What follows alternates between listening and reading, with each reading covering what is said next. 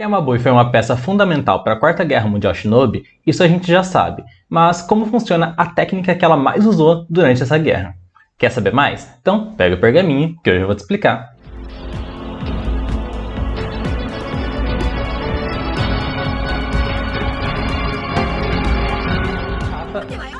E aí, gente, como é que vocês estão? Eu sou o Rafa, editor do Eiki Naruto, e no vídeo de hoje eu vou explicar para vocês como é que funciona a técnica da Mabui, o Tenso no Jutsu, né, que é a técnica de transferência celestial e tal. Essa foi uma pergunta que o Eltor Assis fez, né, vai estar passando aí embaixo a pergunta dele. É um pouquinho confusa essa técnica, porque ela envolve algumas teorias físicas do nosso mundo real, mas não necessariamente ela é totalmente baseada nisso, né? Ela tem também as partes fantasiosas de Naruto. Mas a gente não pode esquecer que Kishimoto adorava muito a parte de mecha, ciência, tecnologia, tanto que isso agora é presente em Boruto, graças às iniciativas do Kishimoto. Não foi o Kodashi quem inventou isso daí já é iniciativa desde o Kishimoto. Ele foi inserindo aos poucos alguns dos conceitos, e agora a gente tem um pouco mais de tecnologia. Então eu vou explicar isso para vocês. E se você gosta do meu trabalho, já deixa o like aí embaixo que isso ajuda imensamente o canal. Se você não for inscrito, conhece meu trabalho e considere se inscrever aqui embaixo. E, sem mais enrolação, bora pro vídeo. Bom, para começar a explicação, primeiro a gente precisa de uma base que o próprio Kishimoto deixou pra gente, que seria o quarto Otabook, onde explica essa técnica.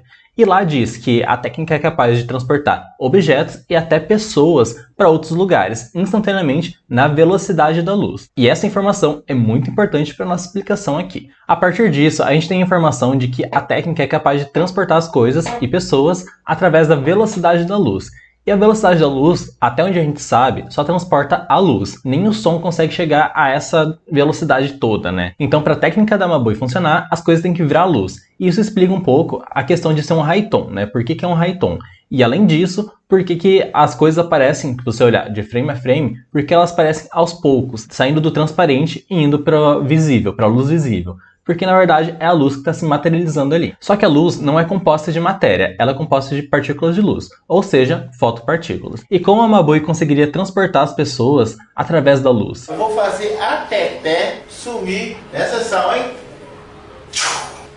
Viu?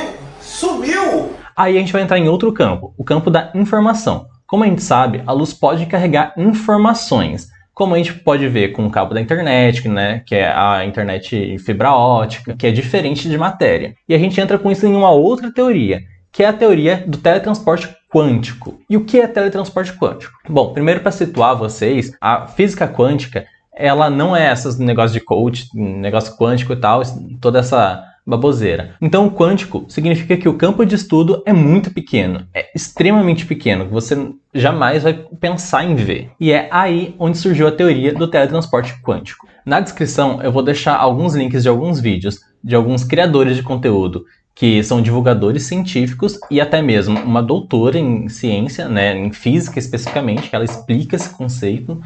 Que é o primeiro conceito que eu vou explicar aqui, e ela é muito boa, a linguagem dela é muito simples, então eu recomendo muito vocês assistirem esse vídeo depois, beleza? Mas vou tentar resumir aqui de uma forma que encaixe dentro de Naruto, dentro dessa técnica que eu estou tentando explicar para vocês. Bom, o teletransporte quântico é baseado numa teoria do emaranhamento quântico, que nada mais é do que quando duas partículas elas estão ligadas pelas informações dela e uma vai influenciando a outra. Você não tem como falar de uma sem citar a outra, você tem que citar as propriedades das duas. E o teletransporte quântico se aproveita dessa teoria, porque quando essas duas estão interligadas, isso cientificamente falando, né, que eles já fizeram um teste segundo a própria Bib, quando você coloca uma terceira partícula, você consegue conectar com uma dessas duas partículas, e essa partícula que está ligada com a outra, ela vai transformar aquela partícula que conectou por último em informação e passar para outra partícula. E assim vai destruir aquela original e transformar aquela outra partícula numa cópia exata daquela partícula que ela destruiu.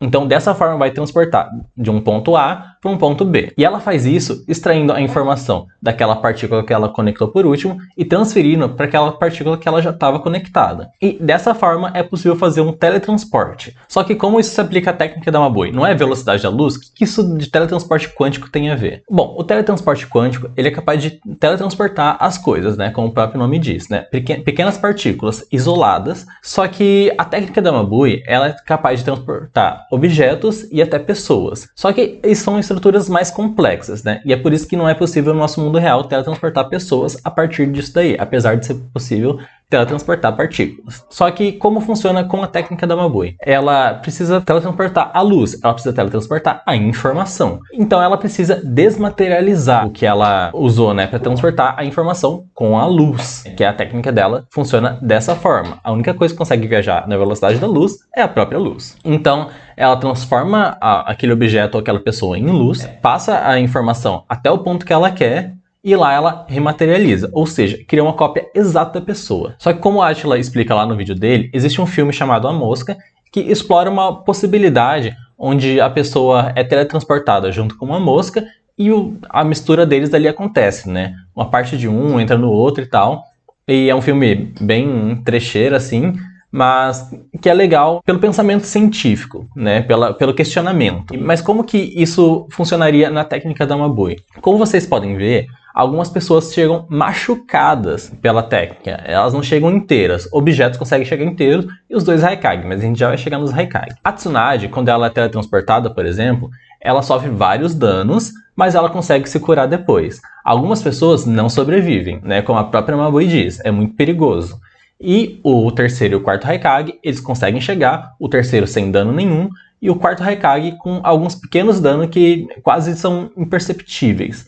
E como isso funcionaria para o caso do terceiro e do quarto? O corpo deles é muito resistente. Essa foi a explicação dada pela própria Mabui e pelo próprio Databook. O que isso tem a ver com o teletransporte da luz?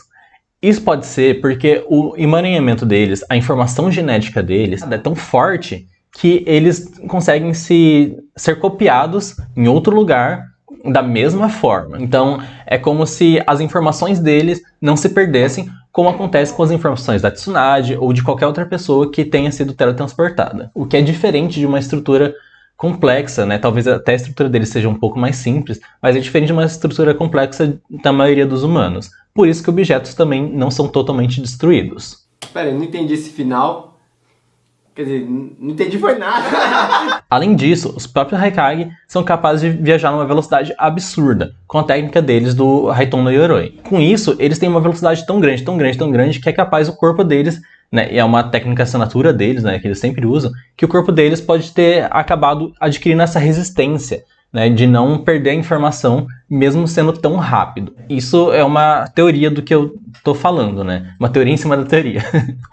Então, basicamente, é assim que a técnica da Mabui funciona, e é assim, com essa resistência, que os Haikage sobrevivem, né, e não tomam muito dano, ou nenhum dano, no caso do terceiro Haikage, com a técnica da Mabui, porque eles têm, provavelmente o corpo deles já está acostumado com aquela velocidade, ou com uma velocidade próxima daquela. Isso nos leva até um questionamento moral. Será que a mesma Tsunade, o mesmo Haikage, né, no caso dos dois Haikage, eles ainda são a mesma pessoa? A informação foi levada. Provavelmente o corpo deles foi destruído, né? Inclusive, a Mabui usa um lugar específico para poder mandar as pessoas. Então, se o corpo deles original foi destruído e lá foi feita uma cópia onde eles continuaram, de certa forma dá para dizer que a Tsunade e o Haikage também morreram, né? Apesar de terem aparecido de novo e tal, mas aquele original deles foi morto. Os dois Kage lá que apareceram contra o Mu e o Madara, eles ainda estavam, eles deram novo Hokage, novo Haikage. Então, isso leva a um questionamento moral. Será que eles ainda são os mesmos ou são novas versões deles mesmos? Então, é algo bem interessante de comentar, né? Que, inclusive, o vídeo do Pedro Loz explica um pouquinho melhor. Bom, em suma, o vídeo é isso. Talvez tenha ficado um pouquinho confuso, mas se vocês não entenderam, perguntem nos comentários que eu vou tentar explicar da melhor forma possível, e eu realmente recomendo que vocês assistam os vídeos que eu deixei na descrição, né? São pessoas que falam com uma linguagem muito fácil, então vocês vão super entender isso, e eu espero que a gente se veja no próximo vídeo. Se você gostou, deixa o like embaixo e não esquece de se inscrever, beleza? Tenham todos um bom dia, uma boa tarde e uma boa noite. Fiquem em Kaguya.